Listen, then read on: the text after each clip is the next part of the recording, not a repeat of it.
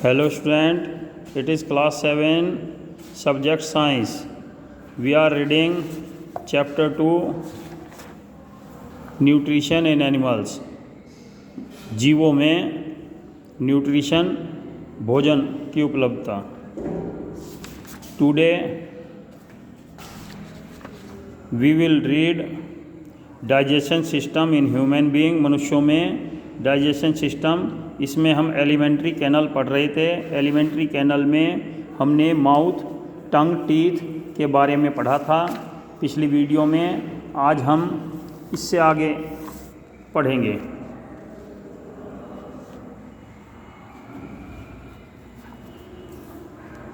Next is food pipe और oesophagus, भोजन की नली.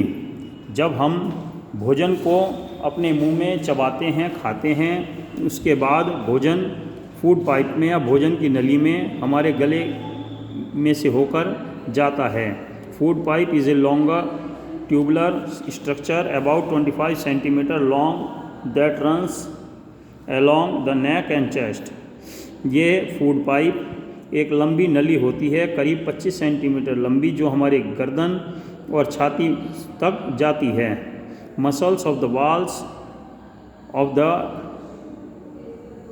food pipe contract and relax to push the food and liquid down into the stomach. ये हमारे भोजन नली की दीवारें फैलती और सिकुड़ती हैं, जिससे कि हमारा भोजन और लिक्विड नीचे पेट तक चला जाए. देखिए, आप ये फिगर में भी देख सकते हैं कि जब गले से भोजन आता है तो वो नली को फैलाकर धीरे धीरे नीचे की तरफ पहुंच जाता है. The movement produced by contraction and relaxation is called peristalsis. इसको मूवमेंट को, फैलने और सिकुड़ने को पेरिस्टाल्सिस कहते हैं. स्टोमच, इसके बाद हमारा पेट आता है. Stomach is a J shaped thick walled pouch located on the left side of the abdomen. हमारे ये जे के आकार में हमारे शरीर में लेफ्ट साइड में बाईं तरफ पेट हमारा होता है. It is the widest part of the alimentary canal and about 30 centimetre long. यह सबसे बड़ा भाग है और करीब 30 सेंटीमीटर लंबा होता है. The capacity of the stomach of an adult is about 2 litre. एक वयस्क बड़े मनुष्य की कैपेसिटी 2 लीटर के करीब की होती है. The inner lining of stomach secrets digestive enzyme and hydrochloric acid which help in digestion of food. अंदर की पेट की लाइनिंग से पाचक रस और हाइड्रोक्लोरिक एसिड रिलीज़ होता है, जो कि भोजन को पचाने में सहायता करता है. The acid kills many bacteria that enter along the food while the digestive juices converts the protein into simpler substances. Acid हमारे भोजन में उपस्थित बैक्टीरिया को मारता है, जबकि डाइजेस्टिव जूस प्रोटीन को सिंपल सब्सटेंस में बदलते हैं, जिससे कि प्रोटीन हमें आसानी से पच जाए, हम उसका अपने शरीर में यूज़ कर सकें. In stomach food is converted into thick liquid called chyme. Stomach empties the chyme into small intestine. ये पेट भोजन को एक तरल रूप में बदल देता है, जिसे कि चाइम कहते हैं, और पेट में से भोजन छोटी आंत में चला जाता है. नेक्स्ट इज स्मॉल इंटेस्टाइन, छोटी आंत. छोटी आंत क्योंकि कम चौड़ाई की होती है, इसलिए इसे छोटी आंत कहते हैं. It is a tubular coiled structure about 7.5 metre long. ये लंबाई में 7.5 मीटर लंबी होती है. लंबाई में बहुत लंबी होती है, लेकिन इसे चौड़ाई जो कम होती है, इसलिए इसे छोटी आंत कहते हैं. It is the largest part of the digestive system. ये हमारे डाइजेस्टिव सिस्टम का सबसे बड़ा भाग होती है. Its upper part is called duodenum इसका ऊपरी भाग डियोडेनम कहलाता है। As the chyme enters the small intestine it is mixed with important secretion from liver and pancreas. इसमें ये लीवर आपको दिख रहा है और इसके साथ पैंक्रियास, गाल ब्लेडर, पित्त की थैली और ये इधर पैंक्रियास लीफ के रूप में दिखता है, ये भी लगे होते हैं। ये भी हमारे डाइजेशन सिस्टम में काम करते हैं। इनसे भी अलग अलग पाचक रस निकलते हैं। Some chemicals called enzymes are also produced by small intestine. छोटी आंत में कुछ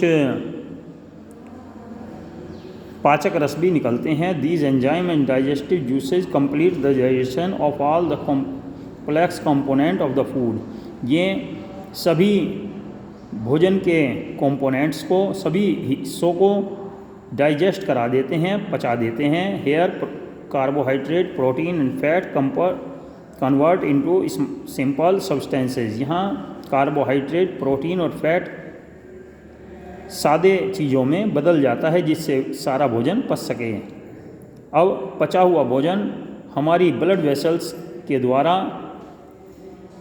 जो छोटी आंत की दीवारों में खून की नलियाँ होती हैं उसमें चला जाता है। इस प्रोसेस को एब्जॉर्प्शन कहते हैं। और छोटी आंत में जो भोजन एब्जॉर्ब करने की जगह होती है वह टेनिस कोर्ट जितनी बड़ी होती है। इसकी दीवारों में बारीक नलियाँ होती हैं, उंगली जैसी रचना होती है जिन्हें विली कहते हैं। विली के कारण इनकी सरफेस बढ़ जाती है जिससे कि न्यूट्रिएंट ज़्यादा सोख सकें और ये इसमें ब्लड वेसल चारों तरफ फैली होती हैं जो कि डाइजेस्टिव फूड को, जो बचे हुए भोजन को सोख लेती हैं और इसे शरीर के विभिन्न भागों में खून के द्वारा पहुंचाते हैं, जहां ब्लड बॉडी सेल्स में इस डाइजेस्टिव फूड को यूटिलाइज किया जाता है। For example, amino acid are used to build protein molecules required by the body, while glucose break down with the help of oxygen into carbon dioxide, water and energy. Amino acid जो है protein molecule हमारे शरीर की requirement को पूरा करता है और ग्लूकोज जो है ऑक्सीजन के साथ मिलकर कार्बन डाइऑक्साइड, वाटर और ऊर्जा प्रदान करता है और इस भोजन को यूज़ करने की प्रक्रिया को एसिमिलेशन कहते हैं। और अनडाइजेस्ट फूड और अनएब्जॉर्ब्ड फूड पानी के साथ लार्ज इंटेस्टाइन में चला जाता है। लार्ज इंटेस्टाइन, बड़ी आंत, ये बड़ी आंत आकार में सिर्फ 1.6 मीटर की होती है, लेकिन ये छोटी आंत से ज़्यादा चौड़ी होती है।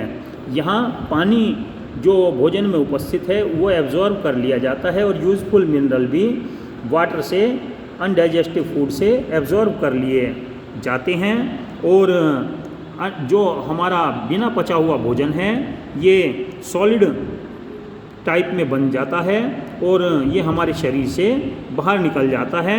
एनस के द्वारा ये सभी जीवों में ओपनिंग होती है जहाँ की शरीर टाइम टू टाइम वे अपने सॉलिड वेस्ट को बाहर निकालते हैं। इस प्रक्रिया को एगेशन कहते हैं। Okay student, read this chapter carefully, ध्यान से चैप्टर पढ़िए, अपना वर्क लर्न करिए। Okay, thank you, have a nice day.